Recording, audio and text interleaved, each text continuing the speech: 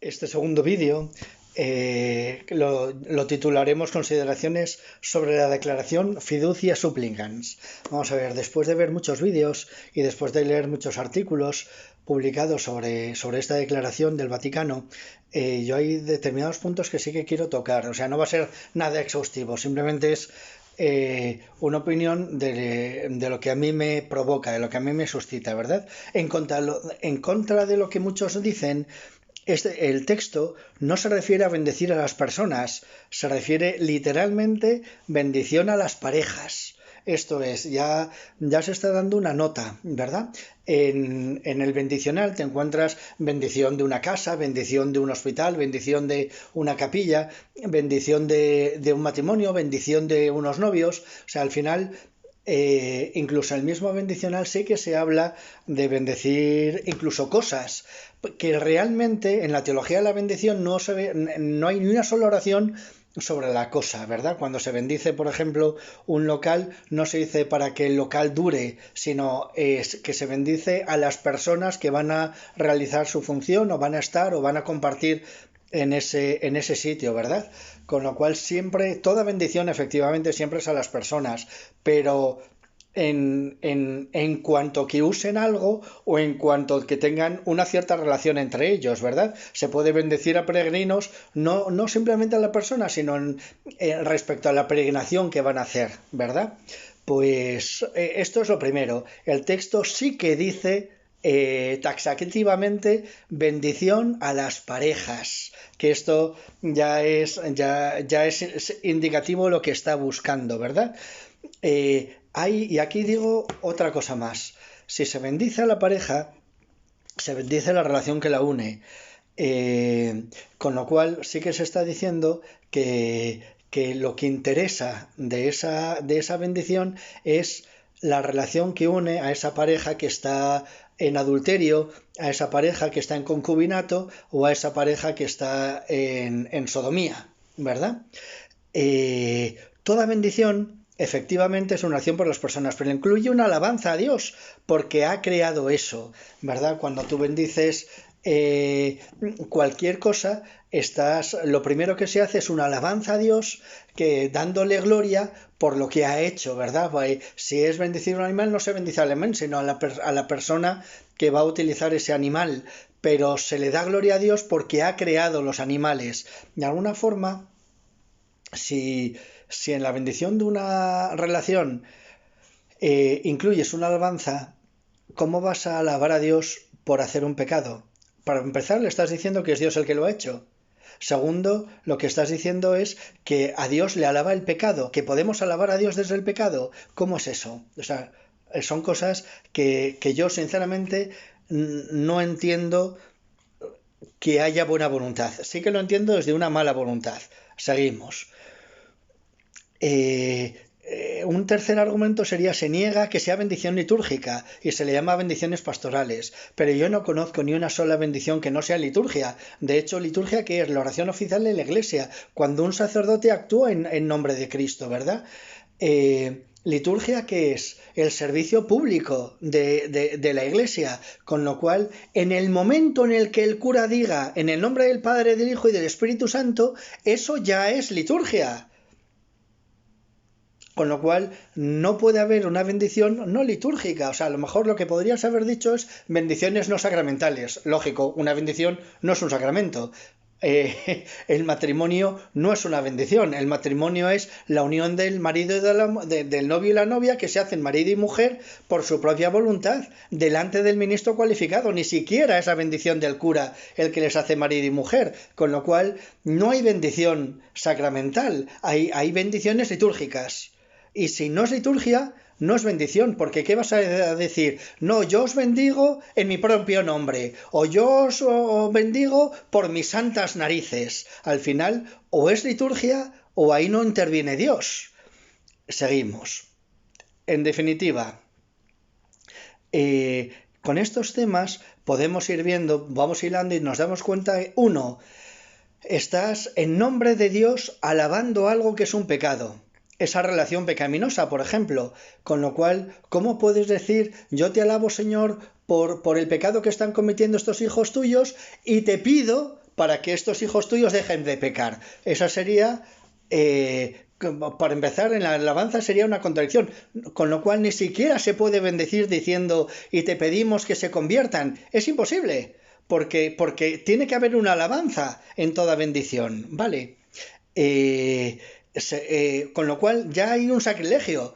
Ya es sacrílega, le estás diciendo, estás negando a Dios diciendo que estás bendiciendo en su nombre. ¿Cómo puedo bendecir en nombre de Dios algo que Dios mismo maldice?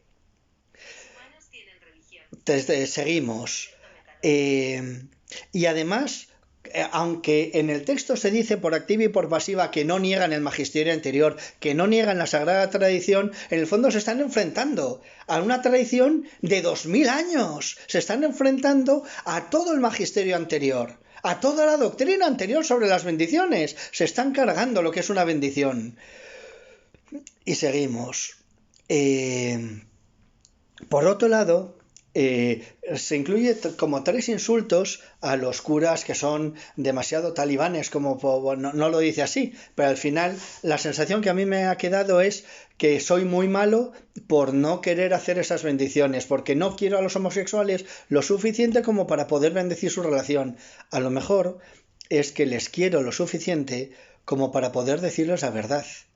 Y el problema es que, bueno, este punto no lo voy a tratar aquí, ¿vale? Hay un punto que sí que deberíamos considerar despacito, que se trata si hay caridad sin verdad o si la caridad nace de la pena, que eso ya será un vídeo anterior, un vídeo posterior que hagamos.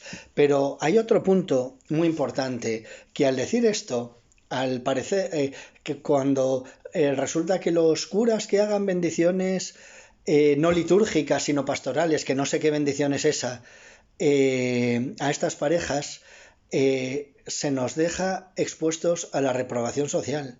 O sea, yo ya no puedo decir que la Iglesia no me autoriza, cuando realmente la Iglesia no me autoriza, porque esto no es de la Iglesia, esto es de unos hombres que se dicen ser de la Iglesia, pero al final realmente esto no puede ser magisterio oficial de la Iglesia. ¿Por qué? Porque el magisterio oficial de la Iglesia no puede contradecir el magisterio anterior. No podemos decir A y no A la vez y al mismo tiempo. Y no podemos decir respecto a verdades que sean definitivas A y no A 2 años después, ¿verdad? Aunque eso no era un magisterio definitivo, pero sí de donde parte, que es el depósito de la fe. Dios no bendice un pecado, Dios no bendice lo que por otro lado maldice. No puede, es incongruente. Vale, al final lo que pasa es que de aquí a que nos exijan que si no lo hago, que lo hagamos, es que los que no lo hagamos somos muy malos. Somos lo peor de la Iglesia y no tenemos ningún tipo de caridad social, ¿verdad? Por otro lado, y esto sí que me importa mucho, ha habido vídeos, he encontrado algún vídeo de algún cura como que venía a decir que todo lo que dijera el Papa venía de Dios, que el Papa era directamente la voz de Dios respecto a todos los temas. No es cierto. Mirad, el Papa habla en nombre de Dios cuando bendice.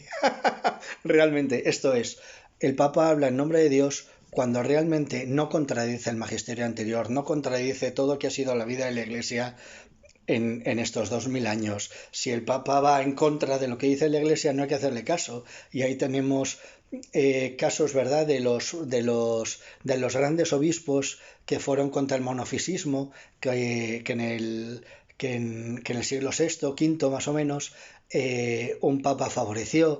Ahí tenemos a los grandes obispos españoles que se enfrentaron a papas que contemporizaban con el arrianismo en el siglo III o IV de la Iglesia, ¿verdad? Ahí tenemos a los grandes obispos que mantuvieron la fe en épocas muy difíciles en la Iglesia. No se puede decir directamente que todo lo que diga el Papa sea magisterio, y mucho menos que sea la voz de Dios, ¿vale? Porque incluso el magisterio ordinario del Papa, el que no es infalible, el que incluso puede estar equivocado, efectivamente al magisterio ordinario de la Iglesia nos tenemos que someter. No podemos enseñar en su contra y hay que obedecerlo. Pero es que para que eso sea magisterio no puede contradecir el magisterio anterior. Sobre todo un magisterio ordinario no puede contradecir la práctica litúrgica, que es ley en la Iglesia de 2000 años, ¿verdad? Por eso esto no se considera magisterio, por mucho que sea una declaración, que es un rango importante dentro de la antigua congregación para doctrina de la fe, que ahora se llama dicasterio, ¿verdad? Pues esto, realmente, y esto os lo explico de otra forma. Para que la Iglesia ejerza realmente su ministerio, este tiene que ser acorde con la voluntad de Dios. Os pongo 3 casos. Imaginaos por un momento que yo quiero, porque es un gran amigo mío y le tengo muchísimo cariño, y quiero absolver a una persona que realmente no se arrepiente. Por mucho que yo le diera la absolución, si esa persona no quiere cambiar de vida, Dios no le perdona, con lo cual el sacramento sería inválido. Por otro lado, si yo consagro azúcar en vez de pan, no lo puedo consagrar porque no hay materia. Por otro lado, si yo no creo en la consagración y digo las palabras de la consagración, tampoco se consagran, tampoco quedan consagradas, porque no tengo la intención de hacer lo que quiere hacer Dios.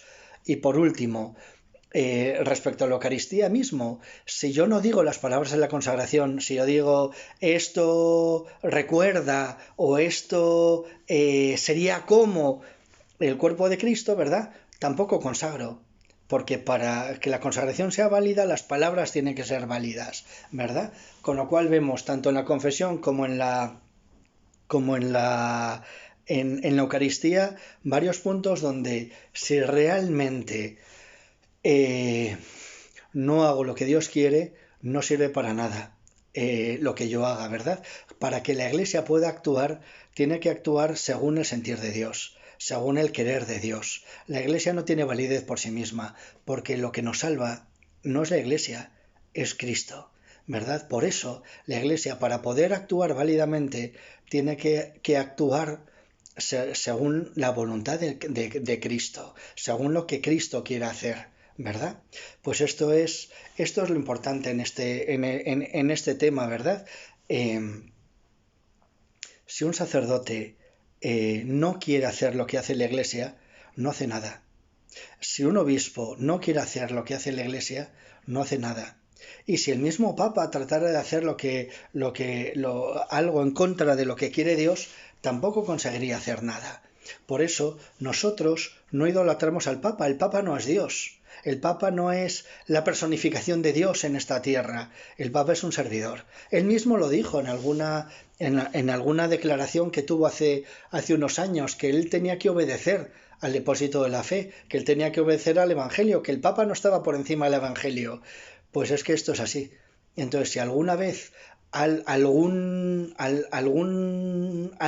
ministro del Papa sale por peteneras y dice una chorrada, se tiene por no puesto. Vale, nosotros siempre a rezar por el Papa, nosotros siempre unidos al Papa, pero no siempre hay que hacer caso a todo lo que emane del Vaticano. Vale, determinadas cosas que no podemos hacer. Yo no puedo bendecir una pareja de adúlteros por mucho que les quiera. Y no se trata de que les quiero más si digo mentira. Se trata de que mi forma de quererles, la única forma posible de quererles, es aceptando la verdad. O de otra forma, San Juan no sería San Juan Bautista, sería un talibán al que se habría hecho muy bien, Herodes hizo muy bien matándolo, ¿verdad? Y sin embargo lo consideramos como mártir de la verdad. Pues vamos a pedirle al Señor que nos libre de todas estas tontunas, ¿verdad? Vamos a pedirle al Señor por el Papa, vamos a pedirle al Señor porque nuestra fidelidad al Papa no sea respecto a mentira, que nuestra fidelidad al Papa vaya en consonancia con el depósito de la fe. Y desde luego que no usemos todo esto para ir en contra del Papa. Acordaos de las citas de la Biblia cuando David no quiere matar a Saúl, incluso cuando Saúl está persiguiendo, no toquéis a mis Cristos, ¿verdad? Dice en otra ocasión. No podemos ir en contra del ungido, no podemos ir en contra del Papa. Tenemos que rezar por él, tenemos y entender que incluso cuando se equivoca, se equivoca porque quiere hacer un bien. El problema es que a veces, aquí me callo, porque no sé cómo decirlo sin que parezca otra cosa, pero respecto a esto, no podemos bendecir parejas en adulterio, no podemos bendecir parejas en concubinato y no podemos bendecir relaciones homosexuales. Por mucho que les queramos, precisamente por su bien, para salvar su alma, porque pueden vivir de otra forma, porque pueden vivir respondiendo a la voluntad de Dios, con la gracia de Dios. El problema es que a veces se nos olvida que Dios nos da su gracia y que lo que para el hombre es imposible, Dios lo puede conseguir, dándonos esa gracia que Cristo nos ha traído con su nacimiento ahora en Navidad, que en el fondo es el anticipo, la introducción de su muerte y resurrección, ¿verdad? De su muerte en la cruz y su resurrección. Por eso, en Navidad también se puede decir Feliz Pascua, porque hoy también estamos uniéndonos en este nacimiento de Cristo a la Pascua de la Resurrección. Pues hermanos míos, vamos a rezar por el Papa, vamos a rezar por la Iglesia, vamos a rezar por este mundo que tanto lo necesita y vamos a rezar mucho por los sacerdotes, ¿verdad? Que tratan de ser fieles al depósito de la fe, al magisterio definitivo de la Iglesia. Gracias a Dios tenemos un aparato magisterial que nunca antes habíamos tenido, por eso ahora es mucho más fácil darnos cuenta de cuando se nos está dando gato por liebre. Yo no sé realmente qué es lo que busca este documento, porque no sé cómo se puede hacer una bendición que no bendiga, una bendición que no bendiga en nombre de Dios. No sé cómo se puede hacer, no sé para lo que sirve. O sea, todo lo que se me ocurre son cosas que no debo pensar porque son pecado.